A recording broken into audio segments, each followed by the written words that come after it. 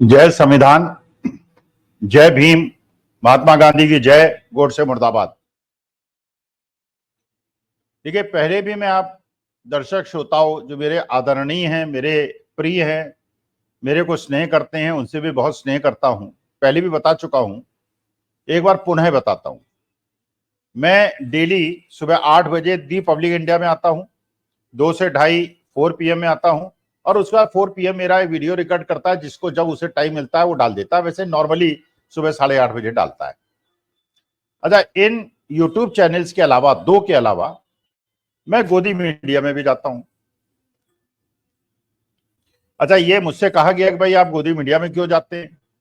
तो मैंने कहा यार, गोदी मीडिया क्या, मुझे तो अगर RSS नागपुर के मुख्यालय में बुलाया जाएगा तो मैं वहां भी जाऊंगा। इसमें आपको आपत्ति नहीं होनी चाहिए कि मैं कहां जाता हूं। मुझे कहीं भी बुलाए, किसी यूनिवर्सिटी में बुलाए, कहीं मुझे बोलने के लिए बुलाया जाए, क्योंकि मैं अगर अध्यापक हूं, शिक्षक हूं, तो मैं चला जाऊंगा। हाँ, आपको उस दिन आपत्ति होनी चाहिए जब मैं अपने सिद्धांतों के विरुद्ध बोलूंगा। जो लाइन मैं यूट्यूब में लेता हूं, अगर वो लाइन मैं गोदी मीडिया में बदल दूं, या जो गोदी मीडिया में लेता हूं यूट्यूब में बदल दूं, या जो 4 PM में लेता हूं दी पब्लिक इंडिया में बदल दूं, या द पब्लिक इंडिया में लेता हूं 4 PM में बदल दूं, तो मुझे दोष दीजिएगा। भैया, मैं तो जहां भी जाऊंगा, मैं तो एक सेकुलर अम्बेडकराइट ब्राह्मण हूं, सेकुलर सनातनी अम्बेडकराइट ब्राह्मण हूं। अब ये लोग कहें साहब इसमें तो विरोधाभास है, अगर आप सनातनी है तो अम्बेडकराइट नहीं हो सकते? हो सकते हैं, बिल्कुल हो सकते हैं। अब गांधी जिंदाबाद कहता हूं, गोडसे मुर्दाबाद कहता हूं, ये मेरा सिद्धांत है। मैं कहता हूं जहां भी जाऊंगा, अगर रिपब्लिक टीवी में जाऊंगा, या आज तक में जाऊंगा, या ABP न्यूज में जाऊंगा, कहीं जाऊंगा, मैं कहूंगा यही जो मैं यहां कह रहा हूं। चलिए, एक मुद्दा तो ये, तो एक तो आपकी शिकायत वैसे यहां कोई किसी ने नहीं की, फेसबुक में करते हैं कुछ लोग कि साहब आप गोदी मीडिया में क्यों जाते हैं। इसलिए जाता हूं कि अपनी बात कहनी है और उनके भी श्रोताओं तक मेरी बात पहुंचे, इसलिए जाता हूं, लेकिन अपने सिद्धांत नहीं बदलता। खैर, अच्छा, मैं 2-3 दिन से लगातार एक गोदी मीडिया में जा रहा हूं। नाम नहीं लूंगा, वरना वो कहेंगे साहब हमें गोदी मीडिया में कह रहे हैं। मैं गोदी मीडिया कहूं ना कहूं, क्या कहूं? गोदी मीडिया है तो कहना पड़ेगा, बुरा माने। अच्छा, वो मुझे बुलाते हैं, बड़ा उनकी वो है, लेकिन बुलाना चाहे बुलाए, ना बुलाना चाहे ना बुलाए, लेकिन कहूंगा वही जो मेरे मन में होगा, जैसे पहले मैंने आपसे कहा है। अच्छा, एक जो आरोप लगता था पहले, एक आरोप लगता था हमेशा कि ये जो गोदी मीडिया वाले हैं, इनको PMO से एक आदेश मिलता है, एक पर्ची मिलती है, कोई जोशी साहब हैं या पंत साहब हैं, पता नहीं कौन इनका नाम लेते हैं, मैं नहीं जानता, क्योंकि मैं कोई पत्रकार तो हूं नहीं, मैं तो अध्यापक हूं। मुझे ये बताते हैं लोग, साहब एक साहब हैं, वो पर्ची देते हैं और सारे गोदी मीडिया में एक ही खबर चलती है। अब जब तक पुष्टि ना हो मैं बोलूं कैसे? तो मैंने फैक्ट चेक किया, तो ये मैंने देखा, परसों में एक चैनल में गया था, वहां पे जो मुद्दा था वो था अर्बन नक्सल का, जो मोदी जी ने कहा था, और सारे गोदी मीडिया वही चला रहा था, अर्बन नक्सल, अर्बन नक्सल। अच्छा, कल फिर उसी गोदी मीडिया में गया, तो वहां पे जो चल रहा था वो चल रहा था कि बांग्लादेश के अंदर हिंदू में बड़ा अत्याचार हो रहा है। अच्छा, जब घर वापस आए, मतलब में था, घर ही से मैंने किया था, तो मैंने सारे जो यूट्यूब चैनल्स में इन गोदी मीडिया के वीडियोस को देखा, तो देखा कि सब इसी मुद्दे को चला रहे हैं। परसों ये चला रहे थे अर्बन नक्सल, और कल चला रहे थे बांग्लादेश के अंदर हिंदुओं पे अत्याचार। अच्छा, मैं दोनों में गया था। अगर आप चाहें तो उस चैनल में, नाम नहीं लूंगा, ढूंढ लेंगे तो मिल जाएगा। मैं नाम लूंगा तो बुरा मान जाएंगे, बुरा मानेंगे तो करेंगे क्या, बुलाएंगे या नहीं बुलाएंगे वो अलग मुद्दा है। लेकिन रिपब्लिक में गया था, ये बता देता हूँ, रिपब्लिक टीवी में गया था, परसों में गया और कल भी गया था। मैंने परसों जो मेरा डिबेट में था, अन्ना गोस्वामी साहब थे, और कल एक था, युवा था, अच्छा युवा था, नाम नहीं मैं जानता, और रिपब्लिक टीवी में गया था। अब परसों जब ये अर्बन नक्सल बात हुई, तो बड़े बड़े पूंजीपति, बड़े बड़े अमीर लोग, ऑडी और मर्सिडीज वाले लोग, लाखों करोड़ों के सूट पहनने वाले लोग भी पैनल में थे, और मैं एक साधारण निर्धन शिक्षक। वो अर्बन नक्सल की साहब ये है, और वामपंथी हैं, और कम्युनिस्ट हैं, और ये है देश विरोधी हैं, और ये देश में शांति पैदा करना चाहते हैं, अपने मेरे साथ बोल रहे थे, क्योंकि पूंजीपति थे। तो उनको तो ऐसी ही सरकार चाहिए जहां पूंजीवाद को माना जाए, और जहां पे अडानी साहब जो हैं वो अरबपति, करोड़पति और नंबर 2 की व्यवस्था वाले बन जाएं, अंबानी साहब बन जाएं, और ये जो गोदी मीडिया वाले हैं ये करोड़ों अरबपति बन जाएं, और देश का गरीब गरीब बन जाए या मर जाए, भूखा मर जाए, इन्हें कोई अंतर नहीं पड़ता। ये ये पूंजी उस पूंजीवाद की वकालत कर रहे थे जिसमें ऐसा आज हिंदुस्तान के अंदर हो रहा है। हंगर इंडेक्स में हम नीचे चलते जा रहे हैं, माने पाकिस्तान से 2-4 पायदान ऊपर हैं, लेकिन श्रीलंका से, बांग्लादेश से हम नीचे हैं। मतलब उनसे भी हालत हमारी है। नेपाल से कहता है कि नेपाल तो बिल्कुल ही निकम्मा देश है। अब मैं नहीं कहूंगा कि हम उनसे कम निकम्मे हैं, लेकिन हम तो निकम्मे नहीं है, भारतवर्ष है, हम तो विश्व की 5वीं बड़ी अर्थव्यवस्था, तीसरी बनने वाली है। अच्छा, ये 5वीं और तीसरी अर्थव्यवस्था का भी मजाक बड़ा डिफरेंट है। भाई हमारी जनसंख्या 140 करोड़ है, यही जनसंख्या करीब चीन की है, उसकी जो इकोनॉमी से 6 गुनी बड़ी है। इसका माने हमारी इकोनॉमी उनसे 1/6 भाग है। हमारी इकोनॉमी उनसे बेटर है या उनसे प्रतिस्पर्धा कर रही है जिनकी आबादी 20 करोड़ है, 18 करोड़ है, 17 करोड़ है। इसका मतलब वो भी हमसे 6 गुने ज्यादा बेहतर स्थिति में है। तो जीडीपी की साइज, इकोनॉमी की साइज को कंपेयर करने के बजाय कि हम जो है तीसरी और 5वीं अर्थव्यवस्था है, क्योंकि 140 करोड़ की जनसंख्या है, अगर एक भी झाड़ू बनाएगी, एक आदमी भी एक झाड़ू बनाएगा तो जीडीपी तो बहुत ज्यादा हो जाएगी। लेकिन पर कैपिटा इनकम, माने एक आदमी के अगर टोटल जीडीपी को टोटल जनसंख्या से भाग दें तो हमारी जो प्रति व्यक्ति आय है वो हिंदुस्तान के गरीबी इंडेक्स में बहुत ज्यादा है। मतलब हमारे देश में गरीबी और भुखमरी सबसे ज्यादा है, करीब करीब। कुछ ही देशों से हम बेहतर है, बना सब देशों में हमारी स्थिति खराब है। तो मेरा टर्न आया तो मैंने निवेदन किया। मैंने कहा कि आप उनको अर्बन नक्सल कहते हैं क्या? क्योंकि मैं तो नक्सल तो छोड़िए, मैं तो वामपंथी भी नहीं हूं। मेरा तो साम्यवाद से, मार्क्स लेनिन कहीं मैं उनका प्रशंसक नहीं था वामपंथ से, क्योंकि मैं हिंसा को उचित नहीं समझता। मैं तो गांधीवादी लोहियावादी आदमी। और बचपन से डॉक्टर लोहिया का सिपाही था। आज की तारीख में मेरी सहानुभूति कांग्रेस के साथ, लेकिन मैं अहिंसा के साथ हूं, मैं गांधी के साथ हूं, मैं गोडसे के साथ नहीं, खैर अम्बेडकर साहब के साथ। तो मेरा टर्न आया तो मैंने ये कहा कि ये जो आप किसको अर्बन नक्सल कहते हैं, उसको अर्बन नक्सल कहते हैं जो गरीबों की बात करता है, जो किसानों की बात करता है, जो मजदूरों की बात करता है, जो अग्निवीर के खिलाफ बोलता है, जो किसानों के ऊपर हो रहे अत्याचारों के खिलाफ बोलता है, जो पहलवान बेटियों पे हो रहे अत्याचार जो एक बड़े पूंजीपति और बड़े पहलवान टाइप के आदमी के द्वारा किया गया और उसकी शिकायत नहीं सुनी गई, उसे कुछ नहीं हुआ, लेकिन बेटियों को दिया गया, उसका विरोध, अगर उसको अर्बन नक्सल कहते हैं। अगर गरीबों की बात करना, वंचितों की बात करना, जिनका उत्पीड़न हुआ है उनकी बात करना, अगर नक्सलवाद आता है तो नक्सलवाद तो ये नहीं होता, नक्सलवाद तो हिंसात्मक होता है। और जो नक्सलबाड़ी की अगर आप बात करें या नक्सलाइट मूवमेंट की बात करें तो उसमें हिंसा होती है। यहाँ तो कहाँ विनेश फोगाट ने हिंसा की, कहाँ किसानों ने हिंसा की, कहाँ अग्निवीर बच्चों ने हिंसा की? ये तो अहिंसात्मक लोग थे। तो अगर हिंसा हुई तो सरकार की साइड से हुई, इसमें जनता और जिनका उत्पीड़न हुआ उनकी तरफ से हिंसा कहाँ हुई? लेकिन तब भी अगर आप अर्बन नक्सल उन लोगों को कहते हैं जो गरीब और मजदूरों के हित की बात करते हैं, मध्यम वर्ग के हितों की बात करते हैं, तो भैया सोचना चाहिए, सोचे।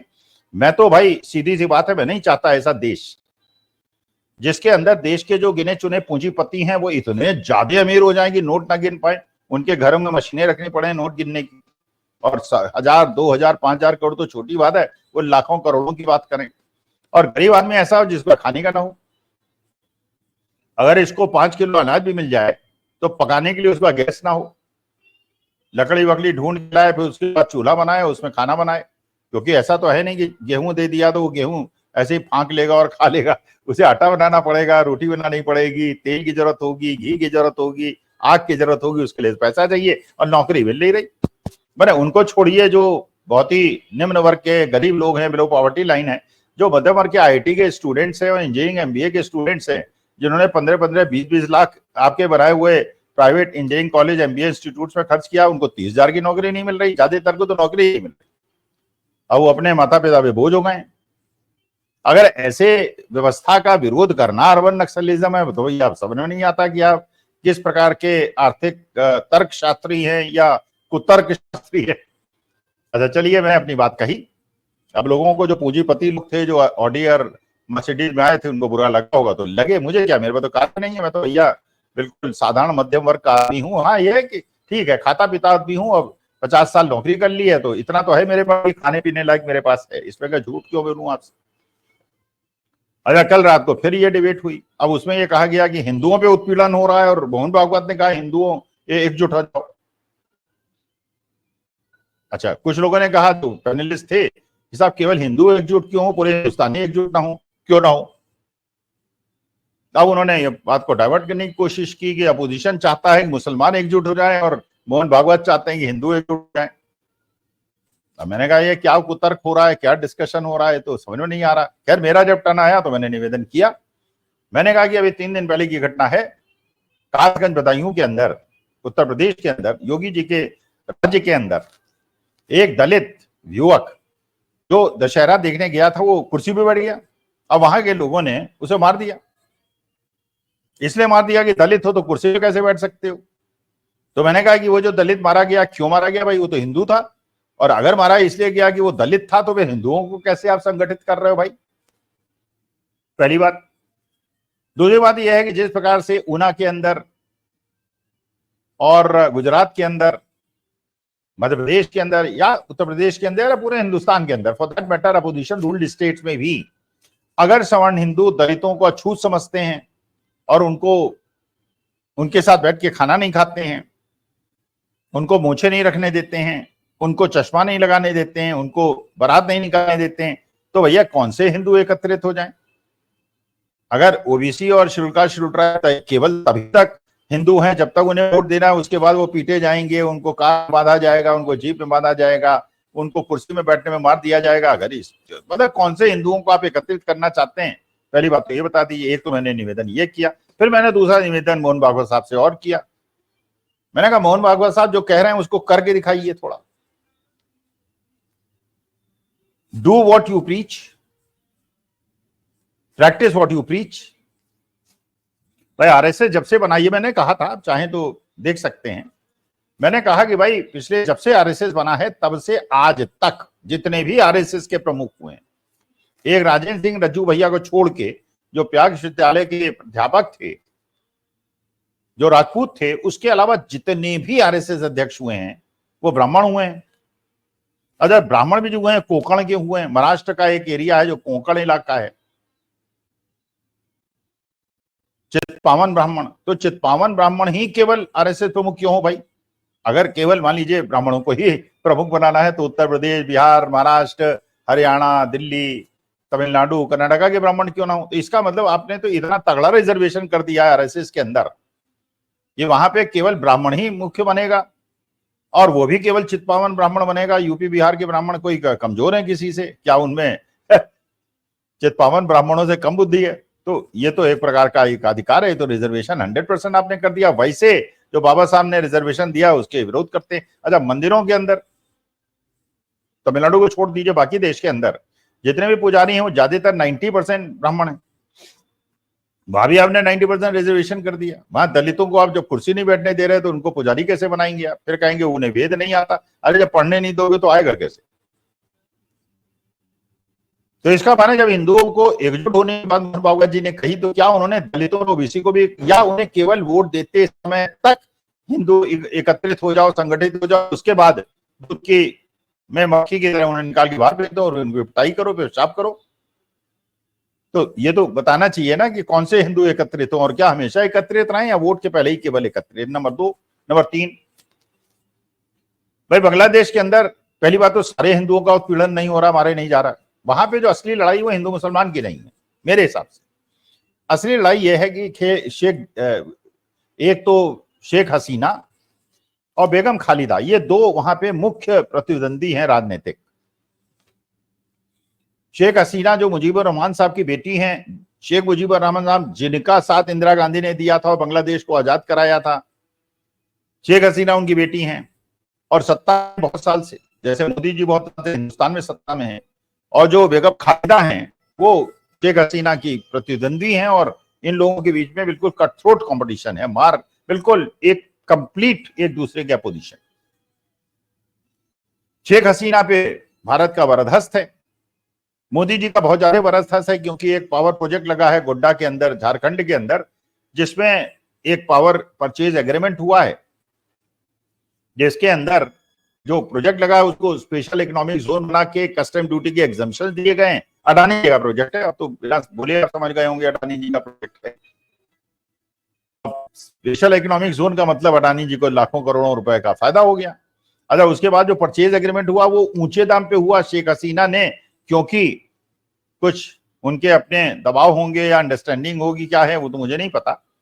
उसकी वजह से अडानी जी को उन्होंने हाई रेट पे पावर खरीदने की बात उस प्रोजेक्ट से कर ली, तो अडानी जी को तो और फायदा हो गया।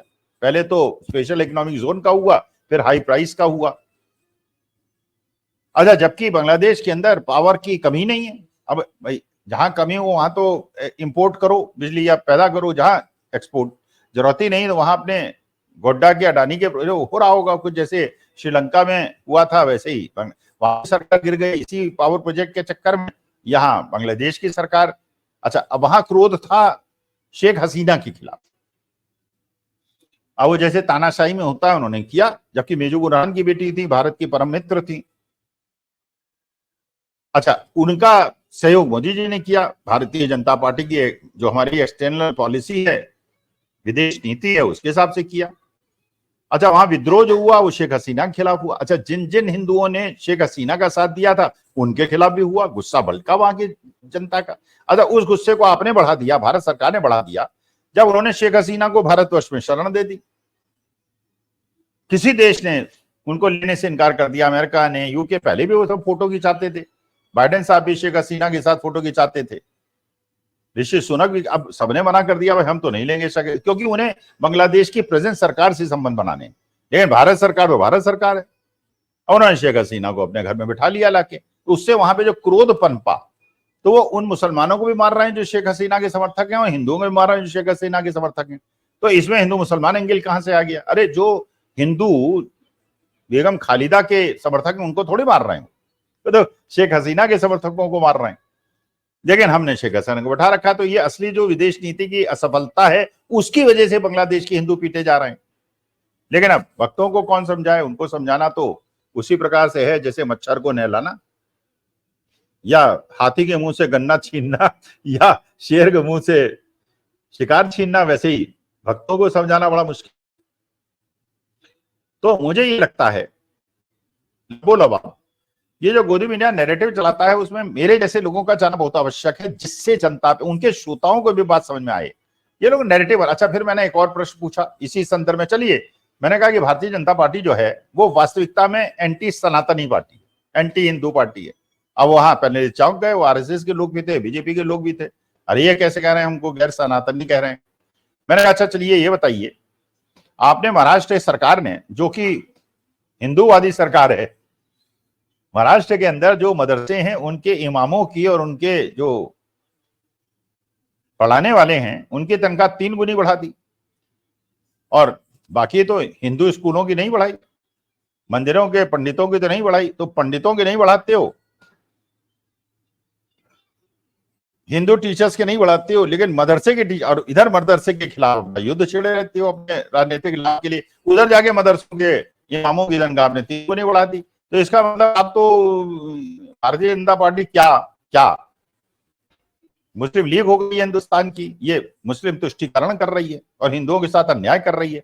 तो अब सवाल यह है कि हम जैसे लोग अगर गोदी मीडिया में न जाएं और अपनी बात न कहें, तो उनके जो गिने चुने श्रोता हैं, जो भी हैं, एक हैं भक्त श्रेणी के लोग हैं जो उनको पसंद करते हैं, देखते हैं, उन तक हमारी बात पहुंचनी चाहिए। पहुंची होगी, कुछ लोगों के दिमाग में तो पहुंची होगी, कुछ लोगों को तो सोचने में मजबूर किया होगा, ये मेरा मकसद होता है। लेकिन अब देखते हैं अब ये गोदी मीडिया को नया नैरेटिव क्या मिलता है, नई डायरेक्शन क्या मिलती है, नई पर्ची क्या मिलती है, क्या डिबेट करनी होगी। मुझे बुलाएंगे तो मैं जाऊंगा, और उसके बाद वो बात कहूंगा जो मेरे सिद्धांतों के अनुरूप है, और मेरे हिसाब से जय संविधान, जय भीम, महात्मा गांधी की जय, और गोड। तो नमस्कार, प्रणाम और धन्यवाद।